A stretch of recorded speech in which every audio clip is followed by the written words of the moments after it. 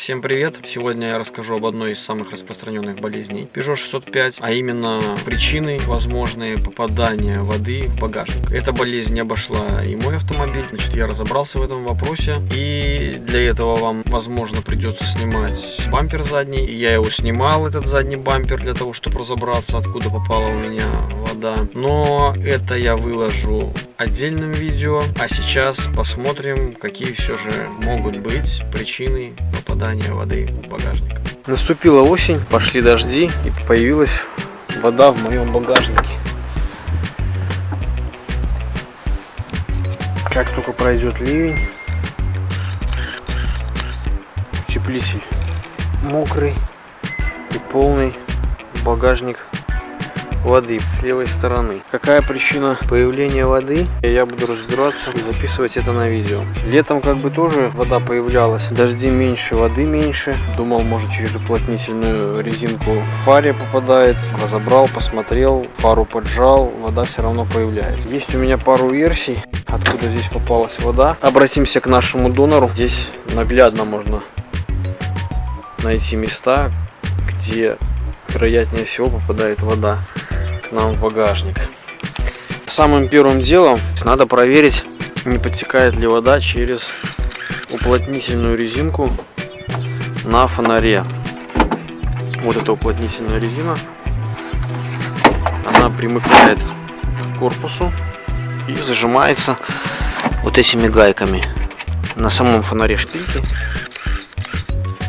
Гайки с этой стороны одеваются и поджимается вот эта уплотнительная резинка к корпусу машины. Ну, в этом месте может теоретически, может и практически проходить вода при стекании ее по канавке на фонарь и на уплотнительную резинку. В принципе, потекает здесь вода или нет, я думаю, можно проверить простым способом. Взять мел обычный, школьный, намазать по периметру вот так мелом, приставить ее, прикрутить, и после дождя, когда появится вода в багажнике, посмотреть, в каком месте не стало мела. Значит, в том месте и протекает в багажник вода. Значит, смотрите, здесь есть у нас места спайки и спрессовки металла разных ее частей, там багажник с рамкой, с полкой и так далее. Вот тут они промазаны все герметиком. Вот я пальцем вожу, это все места спайки. Также еще вот здесь есть на полке, которая держит задний бампер. В этих местах очень часто при ударах машины, повреждениях, и так с тягом часу, с течением времени, кто не понял моего жаргона белорусского, значит, герметик может прохудиться, где-то может попасть вода, вот как даже здесь на доноре видно. Герметик, значит, отслаивается от корпуса металла, и туда с легкостью попадает вода. Значит, еще раз пройдемся. Вот это вот место самое каверзное, вот это и вот это. И вода попадает к нам вот сюда, вот в эту полость. Вот сюда она попадает, стекает и попадает на утеплитель багажника. В принципе, теоретически вода еще может попасть, если вот здесь заводской герметик, не знаю, там плохо видно, наверное, на видео. Вот здесь вот есть заводской герметик, который прикрепляет крыло к арке колеса. Если нет защиты от колеса, вот, кстати, вот здесь видно, защиты этой нету, то колесо может закидывать в воду, и здесь может проникнуть вода. Еще чисто теоретически вода может попасть у нас, если коррозия под стеклом, сгнило железо, и вода под замок, здравствуйте, попадает и может капать сверху с багажника. Ну, наверное, еще один случай, куда может попасть вода, это вот этот вот стык в багажнике, промазанный он заводским герметиком. Если днище снизу машины сильно сгнило, вот в этом месте, в этом же стыке, с той стороны попадает вода, герметик отслаивается из-за коррозии, и в конечном итоге сюда может тоже попадать вода. Как вариант попадания воды в багажник, на примере машины моего отца, кнопка на сигнализацию, и в принципе, ну вот у него здесь есть отверстие, и под самой кнопкой в принципе может быть какая-то трещинка, щелочка, либо уплотнительная резинка сбита, тоже может попадать вода. Отодвигаем ее каким-нибудь образом, чтобы было удобно посмотреть.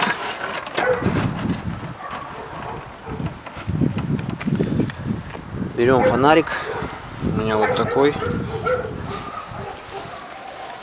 и смотрим в нашу скрытую полость, и видим, что у нас там блестит вода.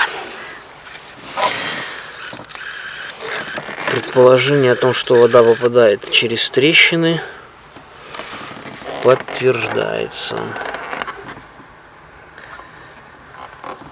Вон она, мокро, все мокро. Все по периметру на стыках. С левой стороны скрытой полости успел воду заснять, а с правой стороны, когда посмотрел, оказалось больше еще, чем с левой, причем настолько больше, и интенсивность здесь видно больше, потому что аж грязь попадает сюда вместе с водой. Вот. Попробуем провести небольшой экспериментик. Сейчас возьму шланг с водой. Да, кстати, один момент уточнить. Вот это вот то, что мы видим, вот где грязь, вода, влага, находится чуть ниже фары и на уровне вот этого стыка бампера с корпусом автомобиля. Не здесь, где идет фара, а вот здесь. Значит, сейчас возьмем шланг с водой и будем поливать вот сюда, в эту область. И посмотрим, протекает ли вода в багажник.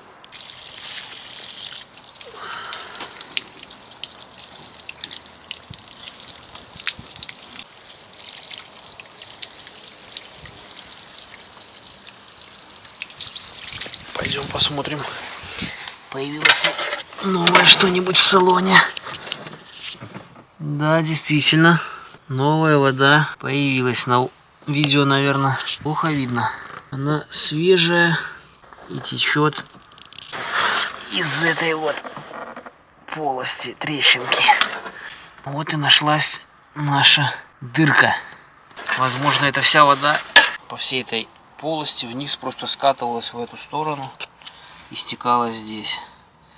Но тем не менее, вероятность исключить того, что вода и с другой стороны протекает в стыке, нельзя. Поэтому мы снимем бампер и посмотрим, что нас там ждет. А вот наш бампер.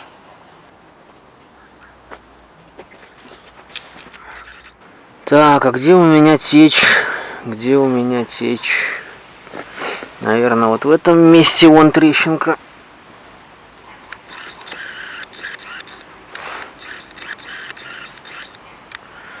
Вон трещина. И здесь. О, тут трещина невооруженным глазом гуляет.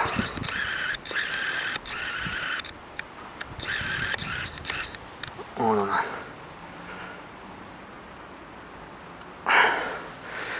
Сюда вода и попадает в мой багажник. К сожалению, я не записывал видео о том, как я производил лечение своего автомобиля, но, значит, я расскажу и по тексту буду вставлять фото. Те места, которые были выявлены мной места течи. Я, значит, их зачистил с наружной стороны, покрасил грунтовкой и предварительно обезжирил, понятно, покрасил грунтовкой и подождал, пока высохнет 24 часа. После этого я замазал все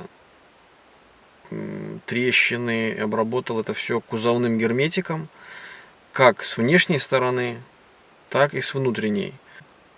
С внутренней стороны неудобно подобраться, поэтому на фото вы увидите там немножко не очень аккуратно наложенный слой герметика. Тем не менее, это невидимая часть автомобиля, она скрыта под пластиковой панелью, и как бы мне важно, чтобы не попала просто вода в багажник. Вот уже 2 суток льют дожди. Вот. И не может меня не радовать тот факт, что воды в багажнике нет. То есть я не буду сейчас снимать пластик, чтобы отодвинуть защиту и показать дно. Когда вода проходила в багажник, тут обычным нажатием руки она просачивалась наверх. Сейчас я этой воды не наблюдаю, что, конечно же, не может не радовать меня. Ремонт, промазка швов герметиком мне пока помогает. Надеюсь, это видео для вас было полезным. Если так, ставьте лайки, подписывайтесь на канал. Я думаю, нас ждет еще много интересного.